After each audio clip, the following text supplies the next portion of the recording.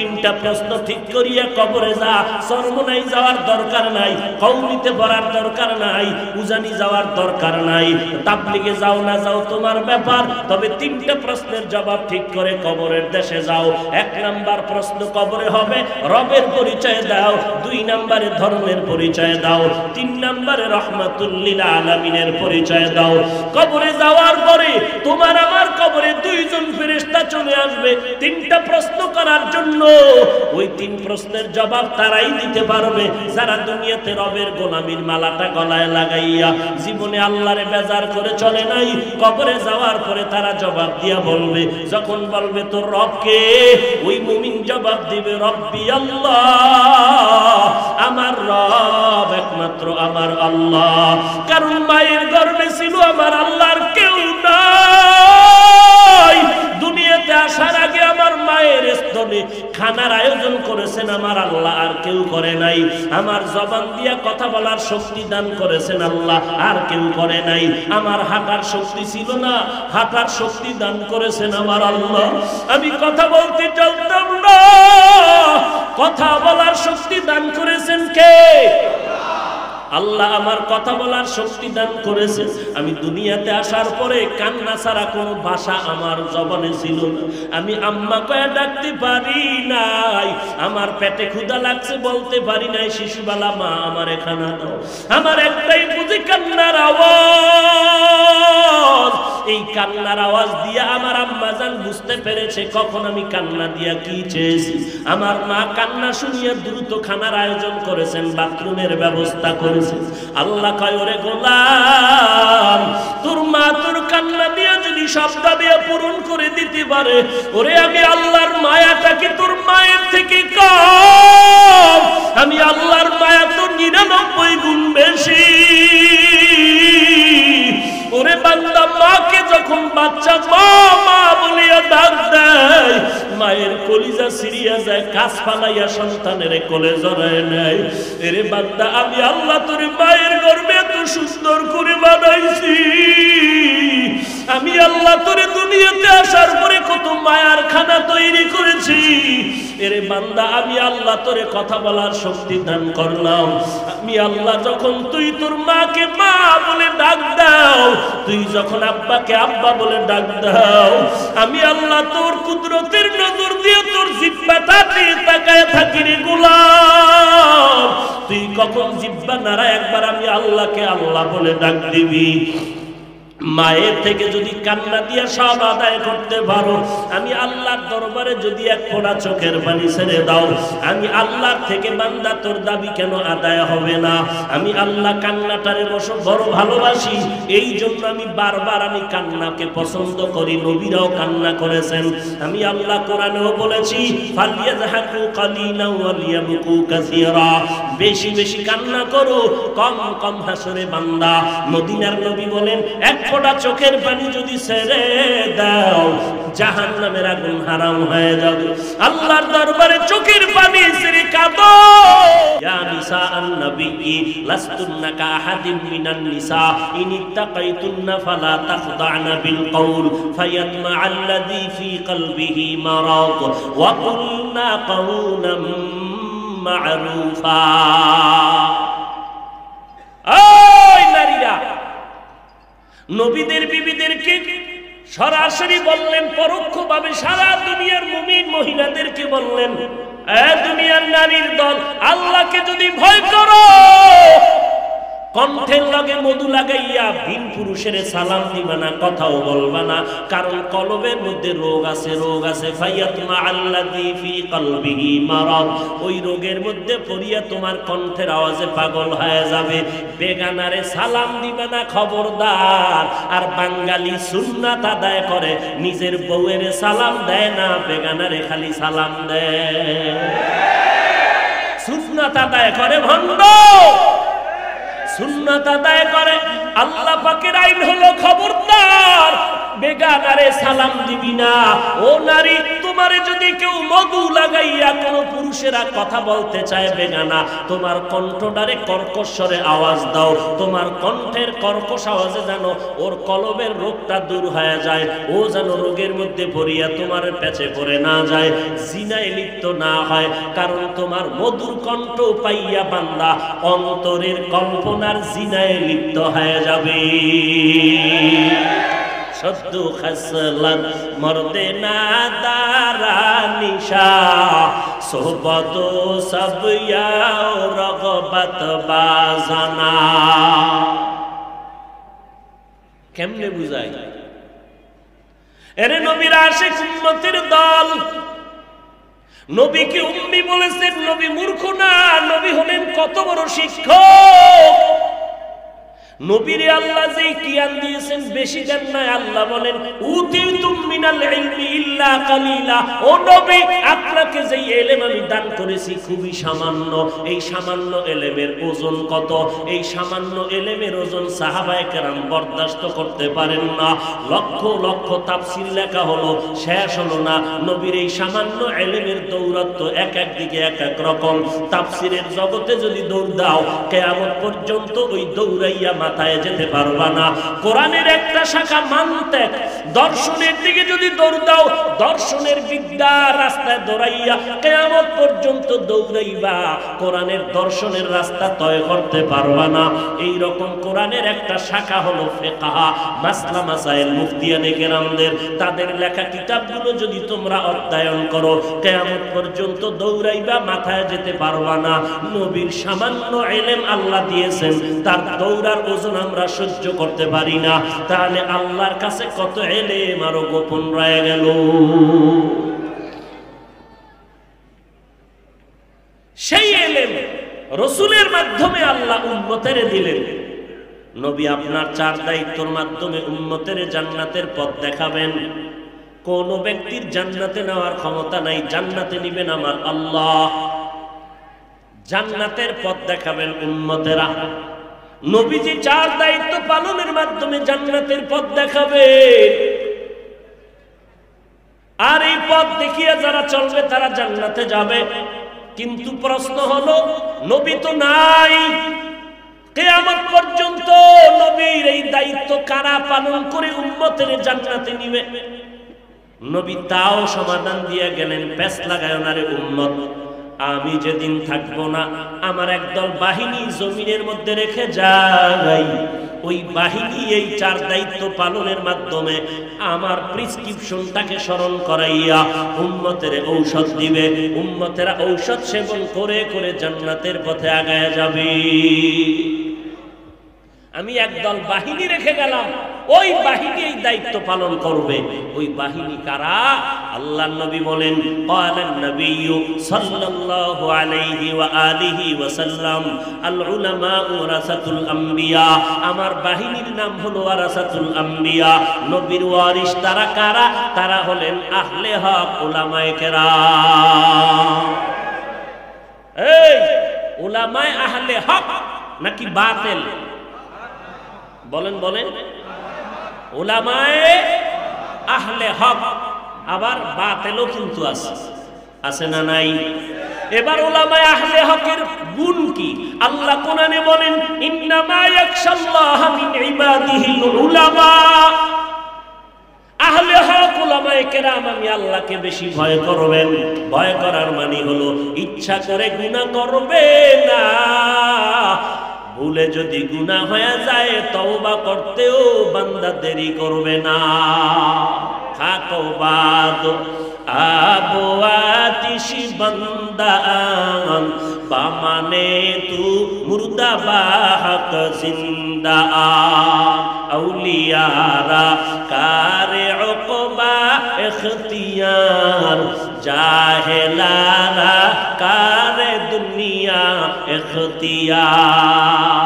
এই বেটা সান্দিনার মুসলমান, ঘরে ঘরে ঘরে ঘরে একসময় সান্দিনা ওয়াজ কইরা গেছে, কথা ঠিক না? ঘরে ঘরে এমন কোন গ্রাম নাই সান্দিনা ওয়াজ করি নাই। আজকে বয়ানের পরে কইবা ফার্সির কবিতা কইয়া লাভ কি? হ্যাঁ, কত প্রশ্ন তোমার, দেখতে নারী চলন বাঁকা। আমি যে ফার্সি কবিতাগুলো শুনাইতেছি, সার করতেছি, এর মর্ম অর্থ কি সবাই বুঝে? বুঝে না। কিন্তু বুঝনেওয়ালা কি কেউ নাই? যদি তুমি ওই প্রশ্ন করো, তোমারে যদি আমি করি, তুমি যে উর্দু কথা কও, তুমি যে ইংলিশে কথা কও, উম্মতেরা সবাই বুঝে? তবে কও কেন? হ্যাঁ, বুঝনেওয়ালা তো কিছু আছে, কথা বলেন না কেন? নিজের দিকে প্রশ্ন আগে করবা, এরপর অন্যের দিকে আঙ্গুল ঘুরাবা। তুমি অন্যের দিকে যে এক আঙ্গুল দিছো, নিজ দিয়া যে তিনটা তোমারে ঠাসতেছে, খবর আছে? তিন আঙ্গুল যে তোমার দিকে আক্রমণাত্মক অবস্থায় তাকিয়ে আছে, খবর আছে? নিচের দিক থেকে খবর নাই, খবর নাই। আল্লাহ হিংসা মুক্ত জিন্দেগি আমাদের দান করেন। তো নবীজি যেই বাহিনী রেখে গেলেন, উলামায়ে আহলে হক, যারা আল্লাহকে বেশি ভয় করবেন, মানে গুনাহ করবেনই না। এখন যদি দেখেন আলেম দাবি করে গুনাহ করে, সে আহলে বাতিল, আহলে হক নয়। এরে নবীর উম্মতের দল। নবীর 4 দায়িত্বের 1 নাম্বার দায়িত্ব হলো কোরআনের তেলাওয়াত।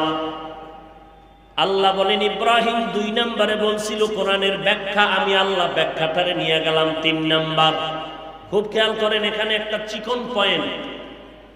আল্লাহ বলেন ইব্রাহিমের 2 নাম্বার সিরিয়াল নিলাম 3-এ, ইব্রাহিমের 4 নাম্বার সিরিয়ালটা দিলাম 2-এ।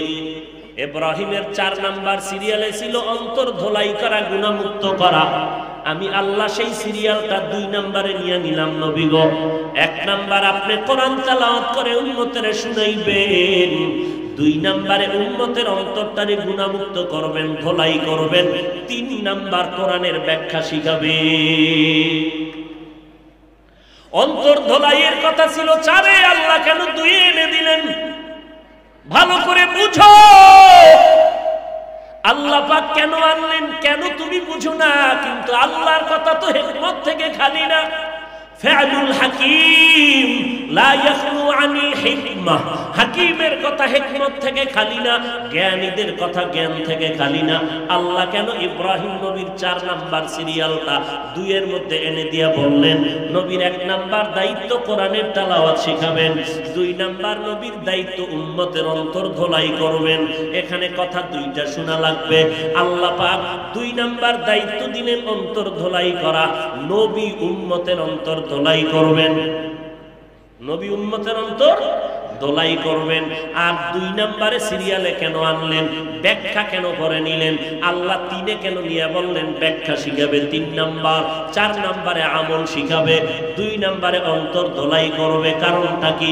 বলে রে বান্দা, কোরআন এটা আল্লাহর দেওয়া নূর, এটা তো আল্লাহর কালাম, কালামুল্লাহ, আল্লাহর কথা।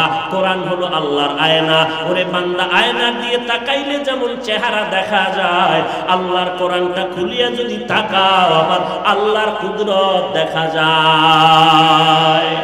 এই কালামে জিন্দা কোরআনে হাকিম, হিকমতে উ লা ইয়াজাল সতো কদিম, জামিউল ইলম ফিল কোরআনে হাকিম, তাকাসারাত আনহু আফহামুর রিজালি। খারাপ লাগতেছে? অন্তর ধোলাইয়ের কথা আল্লাহ কেন বলেছেন? এরে নবীর উম্মতের দল, আল্লাহর কোরআন হলো একটা নূর, আল্লাহর দেওয়া নূর। এটা অন্যায় গুনাহওয়ালা অন্তরে আল্লাহ দিবেন না, থাকবে না। অন্তরের মধ্যে যদি ময়লা থাকে, ময়লা পাত্রে কোরআনের পরিষ্কার থাকবে না এই নূর। উদাহরণত আমি বলি, চুম্বক দেখছেন, চুম্বক লোহা টানেনি, টানেনি?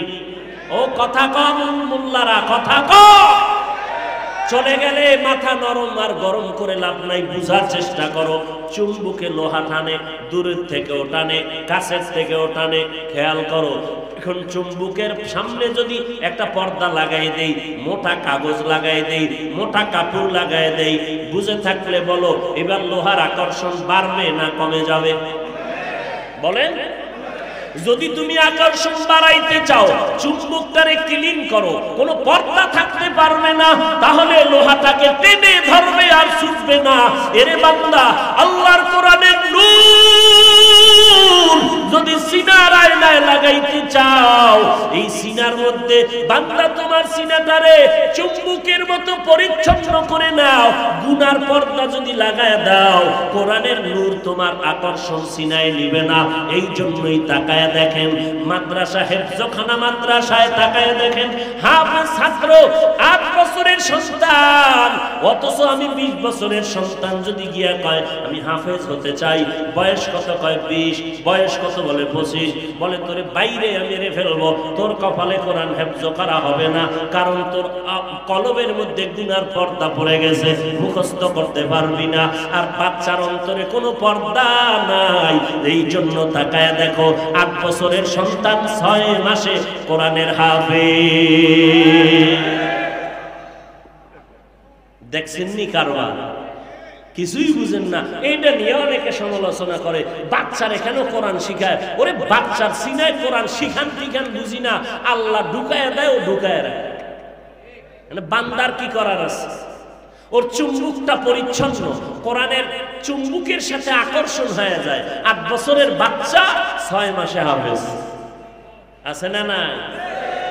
2 নাম্বার, অন্তর ধোলাই করবি না হয় কোরআনের জ্ঞান থাকবে না। এই জন্য নবীকে আল্লাহ বলেন কোরআনের জ্ঞান দেওয়ার আগে অন্তরটারে ধোলাই করো, কারণ অন্তরের মধ্যে গুনার পর্দা থাকলে কোরআন ধরে রাখতে পারবে না। নাম্বার 2, অন্তরে যদি গুনার ভেজাল থাকে, আর এই ভেজালওয়ালা অন্তর নিয়ে যদি কোরআনের ব্যাখ্যা শিখতে যায়, তাহলে তার ব্যাখ্যা হবে সমাজের মধ্যে প্যাঁচ লাগানোর ব্যাখ্যা। ঠিক কি না বলো? এটা হলো বড় কথা। অন্তরের গুনাহ ময়লা পরিষ্কার করো, না হয় তোমার অন্তরে ভেজাল নিয়ে কোরআন শিখতে গেলে শিখবাও বাঁকা, ব্যাখ্যা করবাও অপব্যাখ্যা করবা, সঠিক ব্যাখ্যা তোমার দ্বারা হবে না। অপব্যাখ্যা করনেওয়ালারা আছে না নাই? আর জোরে বলেন।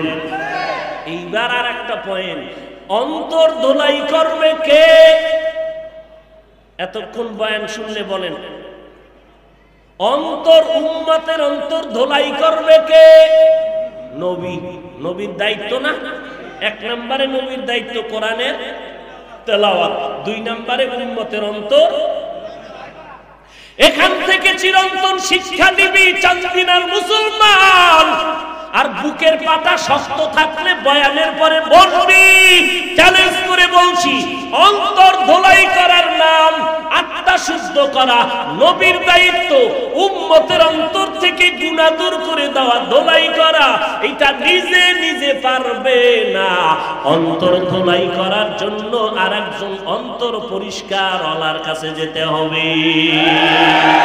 সোহবতে সালেহ তোরা সালেহ কুনাত, সোহবতে তালে তোরা তালে কুনাত। মাইলে মোমেন সোয়ে মোমেন মিশাওয়াত, মাইলে কাফের সোয়ে কাফের মিশাওয়াত।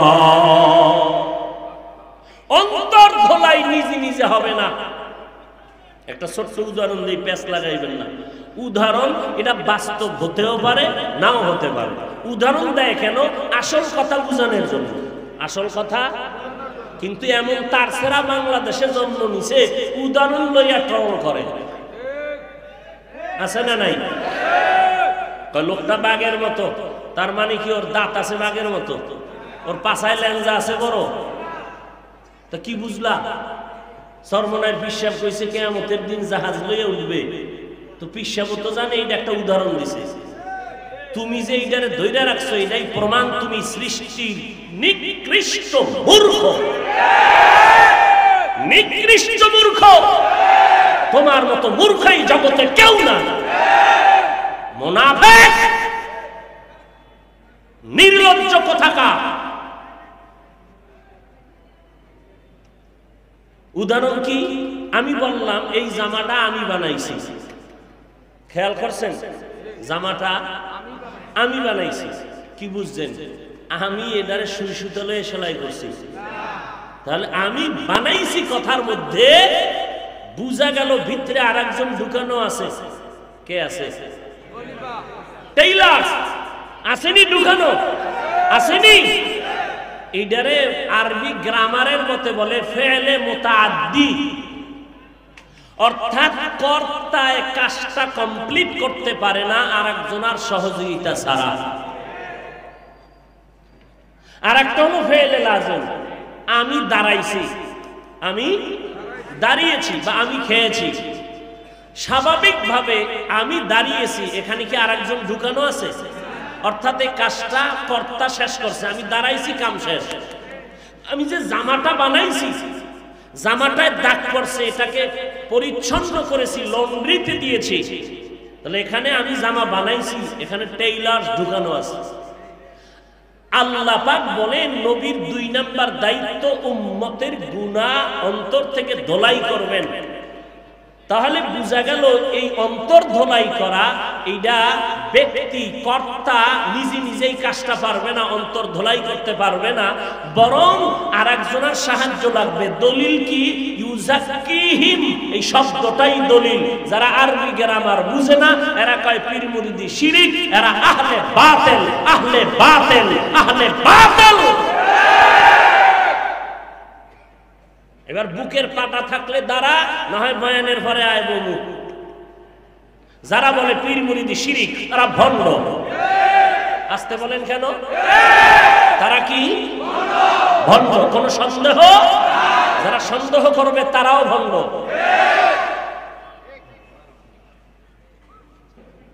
ইউজাক্কিহিম, এই শব্দটাই দলিল। অন্তর ধোলাই করতে হলে নিজে নিজে হবে না, অন্যের সহযোগিতা লাগবে। তো উম্মতের অন্তর ধোলাই করছে রাসূল, রাসূলের পরে দায়িত্ব পালন কারা করবে? Doctor, doctor, engineer. নবী বলেন ওয়ারাসাতুল আম্বিয়া, আহলে হক উলামায়ে কেরাম। অতএব কিয়ামত পর্যন্ত উম্মতের অন্তর ধোলাইয়ের দায়িত্ব আহলে হক উলামায়ে কেরাম, আউলিয়ায়ে কেরাম, এদের কাছে না গেলে অন্তর ধোলাই হবে না, হবে।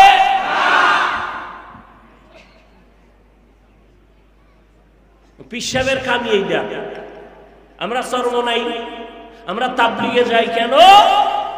আমরা তাদের গোলামি করি না, আমরা গোলামি করি আল্লাহর, আদর্শ মানি রাসূলের। কিন্তু রাসূলের আদর্শ চিনি না, জানি না। তারা জানেন, তারা জেনে শুনে সাধনা করে আল্লাহর মোহাব্বত নিয়ে উম্মতের বুঝায়। আমরা তাদের থেকে জেনে জেনে আমল করি। সমস্যা কি? সমস্যা তাদের মধ্যে না, তোমার অন্তরের মধ্যে। যে অন্তর ধোলাই করো নাই, অন্তর কি হয় নাই? ধোলাই হয় না। ধোলাই তো নিজে নিজে পারবা না, কোনোদিনও না। এবার তুমি যুক্তি দিবা না, হাফিজ সাহেব টেইলার যদি কয় জামা আমি বানাইছি, আমি না কইছি আমি বানাইছি, মানে টেইলারে বানাই দিছি। টেইলার নিজেই যদি কয় আমি বানাইছি, এটা আরবি গ্রামারের আর এক কায়দা আছে, খেলাফে কিয়াস। মিজান কিতাবে আছে মগার বাহারেজ। এটা তোমার চান্দিতে ঢুকবে না, তোমার চান্দি গরমায় আছে ইন্টারনেটে, ইন্টারনেটে ঢুকবে না। সূরা ফাতিহার মধ্যে পীর মুরিদির সবক আছে। তো এক যুবক ছেলে একদিন কয় কই হুজুর, আমি তুই পড়ো কি? কয় ট্রেনে পড়ি। কাদার বেহারি জাহাজের খবর নিলে কি বুঝবি? রিক্সাওয়ালায় যদি ট্রাকের সাথে বিশ্ব রোডে পাল্লা দেয় কি হইব বুঝেন তো? রিক্সাওয়ালা ট্রাকের সাথে পাল্লা দিছে, সাহস পাইলো কয় কয় ভিতরে মেশিন লাগাইছে। বুঝেন নাই? লাগাইয়া এখন বিশ্ব রোডের মাঝখান দিয়ে চলতেছে, ট্রাকওয়ালা আওয়াজ দিতেছে, সাইড দেয় না। তোমার মেশিন আছে, আমারও আছে। তো ট্রাকের ড্রাইভার আর কত সহ্য করবে? এক থাপ্পড় দিয়া রাস্তার ঢালে ফেলায় দৌড়। রিক্সা একদিক করে ভর্তা হয়ে আছে, রিক্সাওয়ালা আর এক জায়গায় পরে চামড়া শেষ। কান্দার আওয়াজ। একজনে কয় কি বলে চামড়া নাই, কয় মিল্লাত ভাম লাগা, কয় ভামে কাম হয় না। ডাক্তার কোন রকম ঔষধ দিয়ে সুস্থ করলো, রিক্সা ড্রাইভার আবারও কাঁদে। বলে আবার কাঁদিস কেন? যেই ট্রাকে ধাক্কা দিয়ে ফেলে দিল সেই ট্রাকে আবার পেছনে লেখা দেখলাম আবার দেখা হবে। এই জন্য কাঁদতেছি। রিক্সা ড্রাইভার ট্রাকের সাথে পাল্লা দিও না। আরবি বুখারি পড়তে পারো না, কোরআনের আরবি বুঝো না, তুমি বুখারি বইলা চিল্লাইলে কি হইব? কি হইব বলো তো? বাংলা হাদিস নিয়ে দৌড়াও, বুখারীর আরবি বুঝো না, আরবি হাদিসে মুতাওয়াতির, হাদিসে মশহুর, হাদিসে হাসান, হাদিস হাসানলি জাতিহি, হাসানলি গায়রিহি, এগুলো বুঝো না। তুমি কও জয়ীফ হাদিস মানি না। রাসূলের হাদিস জয়ীফ হইল, এই জয়ীফ আর সহিহ এটি রাসূলের যুগের কথা না, এটি পরবর্তী মুহাদ্দিসিনে কেরামদের পরিভাষা। বর্ণনাকারীদের যোগ্যতার ব্যবধানে হাদিসের মান ব্যবধান হয়ে গেছে। এটা রাসূলের কথায় কোনো ব্যবধান নাই। রাসূলের ছোট্ট কথাও উম্মতের কাছে আকাশ পরিমাণ বড়। চালাকি ছাড়ো, আল্লাহর গোলাম হওয়ার চেষ্টা করো। আমরা আল্লাহর গোলাম, আমরা কারো অন্ধভক্ত না। দেখো না তাবলীগে লাগছে, আমরা হক আল্লাহর গোলাম করি, এই জন্য লাগছে। ওই মুনাফিকেরা কি বলছে? তাবলীগে লাগছে। আমি বলছি অসম্ভব, হক বাতিলে লাগছে, তাবলীগে লাগে নাই। আব্বাও যদি উল্টা পাল্টা করে, হকপন্থী আমরা বাবাকেও ছাড় দিতে প্রস্তুত নাই। পীর সাহেবের তো আরো পরের কথা। অতএব আমরা অন্ধ গোলাম না, আমরা সচেতন গোলাম, আল্লাহর গোলামি করি। তৌফিক দান করেন। রাগ করতেছেন? মোনাজাতের দিকে যাব? আল্লাহ সবাইকে কবুল করেন। ঔষধ আরো কিছু বাকি রয়েছে, সামনে আগাবো। হায় হায় হায় হায় ভাইরা আমার, অন্তর ধোলাই একা একা হবে না, কারো সহযোগিতা লাগবে। উম্মতের অন্তর ধোলাই করেছেন পয়গম্বর। পয়গম্বরের পরে দায়িত্ব পালন কারা করবেন একটু বলেন?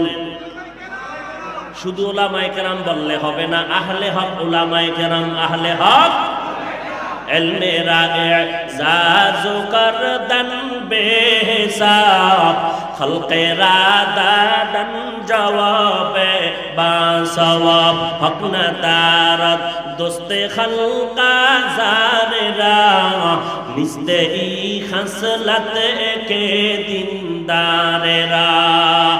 হাফিজ ভাই বয়ান যাই করলো সব সমালোচনা করলো। সমালোচনার ব্যাখ্যা জানো? গীবত করা হারাম, এটা তুই জানো, আলেমরা জানে না। আরে মূর্খ, গীবত করা হালাল না হারাম এটা আলেম জানে না। জানার পরেও যদি মনে করো গীবত করে, আলেম জানিয়া শুনিয়াই করছে। কারণ আলেম ভালো করিয়া জানে গীবত করা যেমন হারাম, আবার গীবত করা ওয়াজিব। নামাজ পড়া যেমন ইবাদত, নামাজ না পড়াটাও, জিকির করা যেমন ইবাদত, জিকির না করা ইবাদত। কোরআন তেলাওয়াত করা যেমন ইবাদত, কোরআন তেলাওয়াত না করাটাও ইবাদত। সূর্য যখন উঠতেছে নামাজ পড়া যাবে নি? যাবে? তাহলে নামাজ পড়া যেমন ইবাদত, নামাজ না পড়াটাও ইবাদত। আলেমের কথা ভুল ধরার আগে চিন্তা কর নিজের মাথা ঠিক আছে নি? সমালোচনা করা হারাম, আলেম না জানলে কে জানবে রে বাবা। এরপরও যদি দেখো আলেম গীবত করে, এটা গীবত না। অন্যায়ের প্রতিবাদ করা এটা গীবত না, অন্যায়ের প্রতিবাদ করা হলো এটা ঈমানের পরিচয়। অন্যায়ের প্রতিবাদ করা গীবত নয়। আন্দাজি একজনের বিরুদ্ধে কিছু বলা এটা গীবত। আবার সেই গীবত চার কারণে ওয়াজিব না করলে ওলামাদের গুনাহ হবে। গীবত করা হারাম, কিন্তু চার কারণে গীবত করতে হবে। আহলে হক উলামায়ে কেরাম বাতিল যারা, তাদের ব্যাপারে উম্মতের সতর্ক করবে জাহান্নাম থেকে বাঁচানোর জন্য, নিজের স্বার্থের জন্য না। বুঝাইতে পারলাম? এখন যদি তুমি মনে করো হাফিজ ভাই সমালোচনা করেছেন, আমি করেছি জাহান্নাম থেকে বাঁচার জন্য, আমি কোনো দালালি করি না রে বাবা। চরমনাই বুঝি না, তাবলীগ বুঝি না, দেওবন্দি বুঝি না, আলিয়া বুঝি না, কওমি বুঝি না। দুনিয়াতে আসছি আমরা সবাই একই হালাতে ল্যাংটা, যাবো কিন্তু একই হালাতে। তোমারও 3টা কাফন হবে, আমারও 3টা কাফন হবে। তুমি যে আল্লাহর গোলাম, আমিও সে আল্লাহর গোলাম। তোমার আল্লাহ আমার আল্লাহ এক, তোমার নবী আমার নবী এক, তোমার কোরআন আমার কোরআন এক, তোমার কাবা আমার কাবা এক, তোমার আশা আমার আশা এক, তোমার বিদায় আমার বিদায় হবে একই কোয়ালিটিতে, তোমার কাফন আমার কাফন এক। তবে চান্দিনার মুসলমানের কাফনের কালার হবে আলাদা। কি হবে? সাদা। চরমনাইওয়ালাদের কাফনের কালার ভিন্ন, আলিয়াওয়ালাদের কাফনের কালার ভিন্ন, নাকি সব এক? সবার কাফনের কালার কেমন হবে? ওরে বান্দা, যদি কাফনের কালার সবার এক হয়, সাদাই হয়, এখন কেন মাঝখানে একটু সময় পাইয়া সবুজ কালো নিয়ে ঝগড়া করো? সবুজ দেখলে মাথা গরম, সাদা দেখলে মাথা গরম, কালো রং নিয়ে ঝগড়া কেন করো রে বাবা? আমি ফয়সালা দিয়ে গেলাম রে মুমিন, যদি তোমার সবুজটাই আসল হয়, সাদা দেখতে না পারো, মরণকালে তুমি ওসিয়ত করিও তোমার কাফনের কালার যেন সবুজ দিয়া কবরে দেয়। তোমার কালোটাই যদি আপন হয়ে থাকে, অন্য কালার যদি সহ্য করতে না পারো, মরার আগে ওসিয়ত করো কালো বোরকা ভরায় যেন তোমারে কবরে নেয়। কি ঠিক? এ কালোটা ভরে মরবি। যদি মনে করো না না সব ভণ্ডামি, কিচ্ছু না, তাহলে দ্বন্দ্ব ছেড়ে দাও। টুপি পরাই নবীর সুন্নত, কে লম্বা পরলো, কল্লি পরলো, গোল পরলো, সাদা নখ সবুজ পরলো, দ্বন্দ্ব ছেড়ে দাও। মনটারে বড় করিয়া কোলের মধ্যে আলিঙ্গন করো, নবীর সুন্নতি টুপি পরছে, আর কোনো আমার দ্বন্দ্ব থাকার দরকার নাই। এরে নবীর উম্মতির দল, ওই কবরে যাব, তুমিও যাবে, আমিও যাব, কবরের সাইজও কিন্তু এক। কবরের প্রশ্ন 3টা হবে, তাও কিন্তু একই প্রশ্ন হবে। রবের পরিচয় দাও, ধর্মের পরিচয় দাও, রাহমাতুল লিল আলামিনের পরিচয় দাও। 3টা প্রশ্ন ঠিক করিয়া কবরে যা। চরমনাই যাওয়ার দরকার নাই, কওমিতে পড়ার দরকার নাই, উজানি যাওয়ার দরকার নাই, তাবলীগে যাও না যাও তোমার ব্যাপার। তবে 3টা প্রশ্নের জবাব ঠিক করে কবরের দেশে যাও। 1 নাম্বার প্রশ্ন কবরে হবে রবের পরিচয় দাও, 2 নাম্বারে ধর্মের পরিচয় দাও, 3 নাম্বারে রাহমাতুল লিল আলামিনের পরিচয় দাও। কবরে যাওয়ার পরে তোমার আমার কবরে 2 জন ফেরেশতা চলে আসবে 3টা প্রশ্ন করার জন্য। ওই 3 প্রশ্নের জবাব তারাই দিতে পারবে যারা দুনিয়াতে রবের গোলামির মালাটা গলায় লাগাইয়া জীবনে আল্লাহরে বেজার করে চলে নাই। কবরে যাওয়ার পরে তারা জবাব দিয়া বলবে, যখন বলবে তোর রব কে, ওই মুমিন জবাব দিবে রব্বি আল্লাহ, আমার রব একমাত্র আমার আল্লাহ। কারণ মায়ের গর্ভে ছিল আমার আল্লাহর কেউ নাই। দুনিয়াতে আসার আগে আমার মায়ের স্তনে খানার আয়োজন করেছেন আমার আল্লাহ, আর কেউ করে নাই। আমার জবান দিয়া কথা বলার শক্তি দান করেছেন আল্লাহ, আর কেউ করে নাই। আমার হাঁটার শক্তি ছিল না, হাঁটার শক্তি দান করেছেন আমার আল্লাহ। আমি কথা বলতে জানতাম না, কথা বলার শক্তি দান করেছেন কে? আল্লাহ আমার কথা বলার শক্তি দান করেছে। আমি দুনিয়াতে আসার পরে কান্না ছাড়া কোনো ভাষা আমার জবানে ছিল না। আমি আম্মা কয়ে ডাকতে পারি নাই, আমার পেটে ক্ষুধা লাগছে বলতে পারি নাই শিশুবেলা মা আমার খানা দাও। আমার একটাই বুঝি কান্নার আওয়াজ। এই কান্নার আওয়াজ দিয়া আমার আম্মা জান বুঝতে পেরেছে কখন আমি কান্না দিয়া কি চেয়েছি। আমার মা কান্না শুনিয়ে দ্রুত খানার আয়োজন করেছেন, বাথরুমের ব্যবস্থা করেছেন। আল্লাহ কয় ওরে গোলাম, তোর মা তোর কান্না দিয়া যদি সব দাবি পূরণ করে দিতে পারে, ওরে আমি আল্লাহর মায়াটা কি তোর মায়ের থেকে কম? আমি আল্লাহর মায়া তো 99 গুণ বেশি। ওরে বান্দা, মাকে যখন বাচ্চা মা মা বলিয়া ডাক দেয়, মায়ের কলিজা সিরিয়া যায়, কাছ ফালাইয়া সন্তানের কোলে জড়ায় নেয়। এরে বান্দা, আমি আল্লাহ তোর মায়ের গর্ভে এত সুন্দর করে বানাইছি, আমি আল্লাহ তোরে দুনিয়াতে আসার পরে কত মায়ার খানা তৈরি করেছি। এরে বান্দা, আমি আল্লাহ তোরে কথা বলার শক্তি দান করলাম। আমি আল্লাহ যখন তুই তোর মাকে মা বলে ডাক দাও, তুই যখন আব্বাকে আব্বা বলে ডাক দাও, আমি আল্লাহ তোর কুদরতের নজর দিয়ে তোর জিহ্বাটাতে তাকায় থাকি রে গোলাম। তুই কখন জিহ্বা নাড়া একবার আমি আল্লাহকে আল্লাহ বলে ডাক দিবি।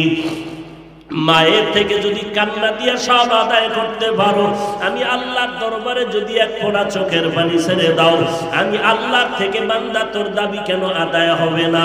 আমি আল্লাহ কান্নাটারে বড় ভালোবাসি, এই জন্য আমি বারবার আমি কান্নাকে পছন্দ করি। নবীরাও কান্না করেছেন। আমি আল্লাহ কোরআনেও বলেছি, ফালিয়াযহাকু কালিলান ওয়া লিয়াবকু কাসীরা, বেশি বেশি কান্না করো, কম কম হাসরে বান্দা। মদিনার নবী বলেন, এক ফোঁটা চোখের পানি যদি ছেড়ে দাও, জাহান্নামের আগুন হারাম হয়ে যাবে। আল্লাহর দরবারে চোখের পানি ছেড়ে কাঁদো।